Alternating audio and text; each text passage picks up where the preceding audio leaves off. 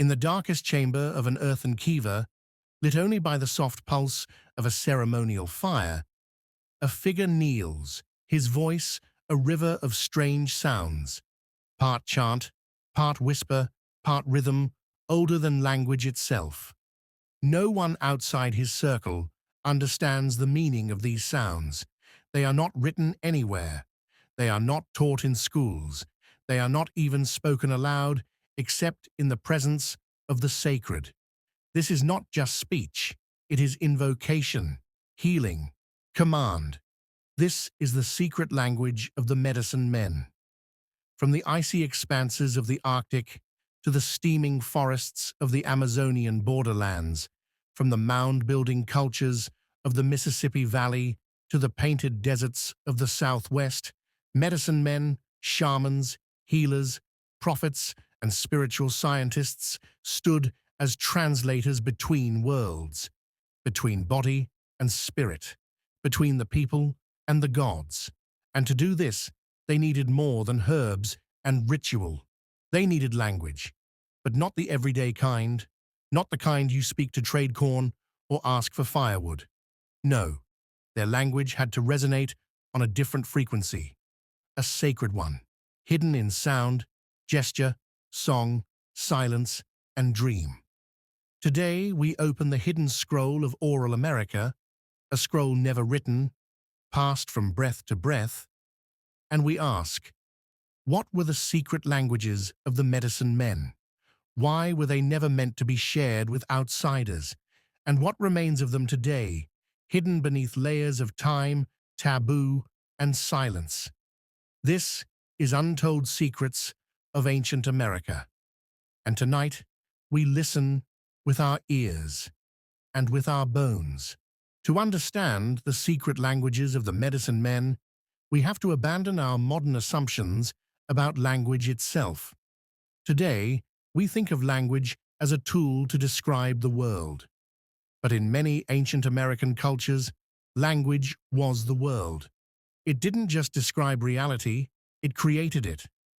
Among the Lakota Sioux, the word wakan meant sacred, but it also meant mysterious, powerful, beyond understanding. To name something, wakan was to acknowledge its spirit. To speak a sacred name aloud was to summon its presence. This is why names were often changed after significant life events or kept secret from enemies. Words could heal or harm. A wrong word in a ritual could bring sickness instead of health. The medicine man had to know the precise intonation, the correct sequence, the symbolic resonance of each syllable. And so, a hidden language emerged, not just made of strange words, but of rhythms, pauses, and breath. In Mesoamerica, Mayan priests used cholti, a ritual register of the Mayan tongue, rich in metaphor and numerology. A single prayer might contain references to celestial events, agricultural cycles, mythic characters, and community history, all wrapped in poetic cadence. The words weren't just spoken, they were sung, danced, offered. In the Andes-influenced cultures of the Southwest, like the ancestral Puebloans and Hohokam, the medicine speech included whistles and breath sounds, said to imitate wind spirits or water deities. Not only did these sounds express meaning, they invited non-human intelligences into the space. Language was not confined to the tongue. It included drumming, smoke, gesture, and vibration. Among the Inuit, the Angakuk communicated with spirits, using not only known words, but sound poetry, deep, throat-sung vibrations, and tonal utterances that bypassed logical understanding. The spirits, they said, didn't respond to language as we know it. They responded to resonance, to intent. The medicine men were not just speaking. They were crafting sonic spells. Their words were spells. Their breath, a wand. Their chants, a bridge across worlds. And so their languages were never casual. They were wielded with care. Because in the ancient Americas, to speak was to shape the very soul of the world. The sacred languages of the medicine men weren't handed out to anyone curious. They were earned, painfully, slowly, and only through initiation. This was never an intellectual process. It was spiritual transformation, often beginning in sickness, solitude, or loss. The future healer would be struck by visions, dreams, or seizures. These were not punishments, they were callings. Among the Navajo, a young initiate might be taken into the desert, fasting for days until the spirits spoke. These visions came in symbols and often in incomprehensible sounds. The elders would interpret them, deciding whether the spirits had chosen this person for the path. If so, the long training began, and at the center of it was language. But this wasn't about vocabulary lists or grammar. This was memory, rhythm, breathwork, story. Among the Chumash, initiates memorized complex ceremonial songs, each one dozens of verses long.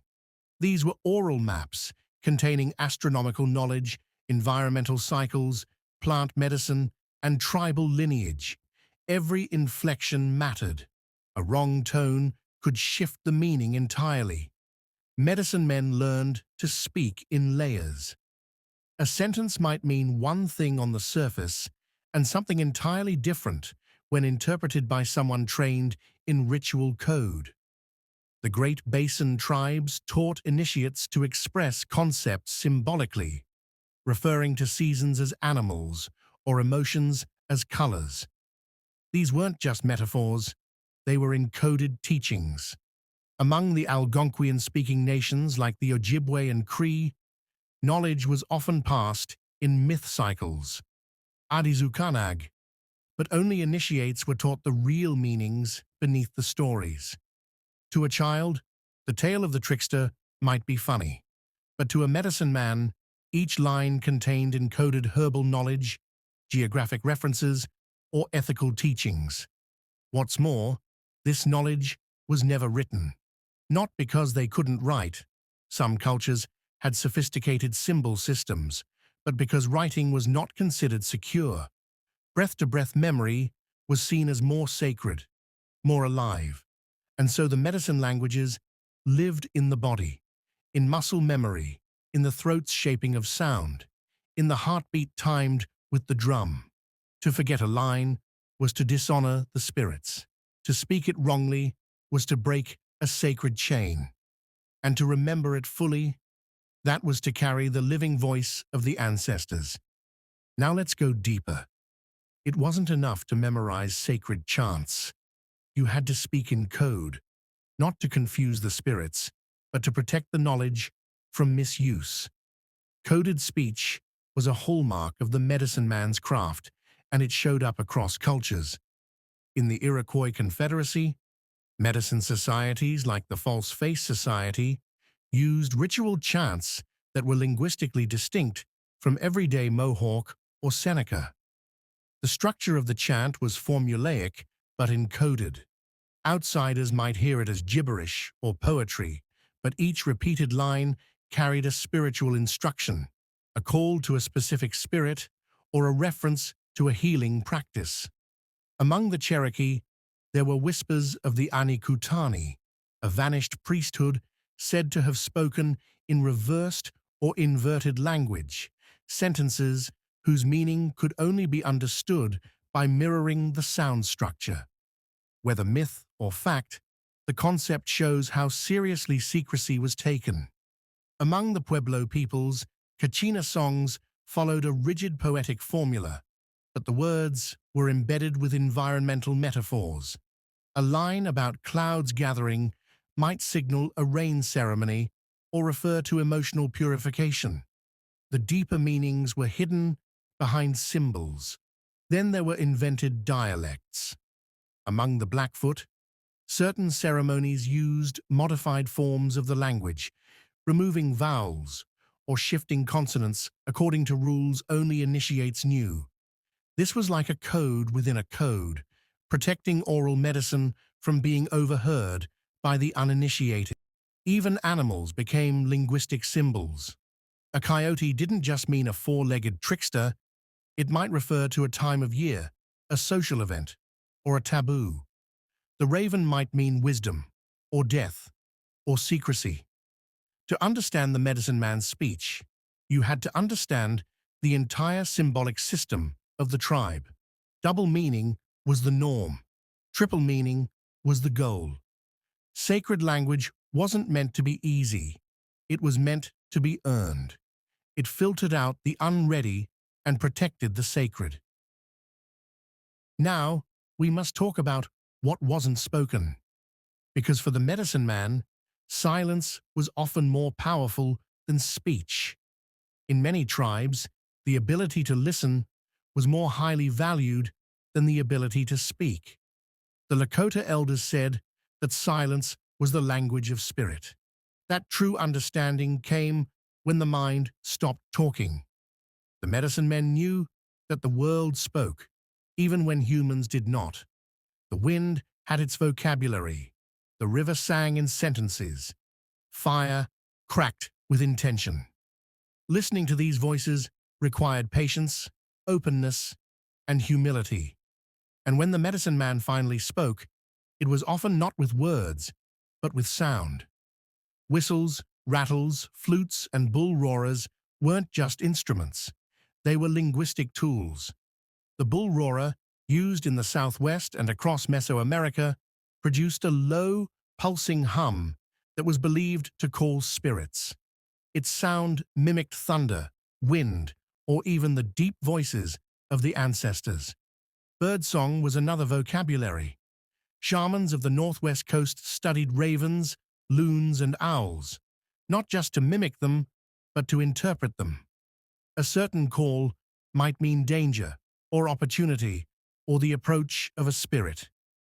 Among the Inuit, the Ngakuk used breath-based chants that resembled the movements of sea ice or the rhythm of hunting. These were not words, but imitative gestures meant to communicate with non-human allies. And let's not forget the use of hand gestures and sign language. Plains tribes developed an elaborate sign language to communicate across language barriers, but in sacred settings, this sign system was ritualized. A gesture for sun might mean a literal sun, or a season, or a divine presence. The medicine men spoke with every part of their body, with hand, with breath, with silence, with sound. And through this multi-sensory speech, they connected not only with their people, but with the living world. For centuries, these secret languages thrived. But then came suppression, colonialism, missionary campaigns, and forced schooling systems stripped native peoples of their language, their rituals, and their medicine. Children were beaten for speaking their mother tongue. Ceremonial chants were banned. Healers were arrested. Some were executed. And yet, like the root that grows in darkness, they survived. In basements, forests, and remote reservations, medicine societies kept the languages alive. Elders whispered them to chosen students. Chants were performed in hushed gatherings. Songs were remembered in dreams. Some knowledge was hidden even from their own people, protected from betrayal or misuse. The logic of secrecy became the logic of survival. Today, a great awakening is taking place. Indigenous communities across the Americas are reclaiming their linguistic heritage. Medicine songs are being relearned. Chants recorded by anthropologists are being returned to the tribes. Ceremonial dialects are being taught in secret lodges, and sometimes shared publicly for healing and remembrance. Yet the most powerful aspects remain hidden, not out of selfishness, but out of reverence. These languages were never meant to be entertainment.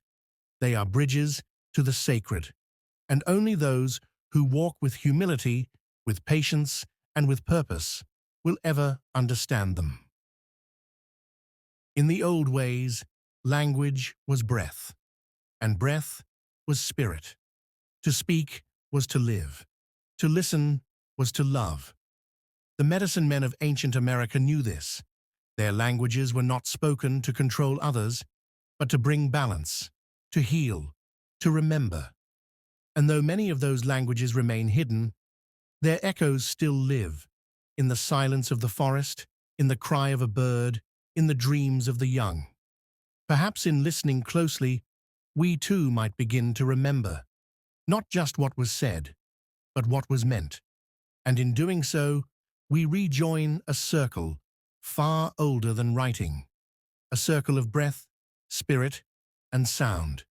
This is Untold Secrets of Ancient America, and the medicine men are still speaking.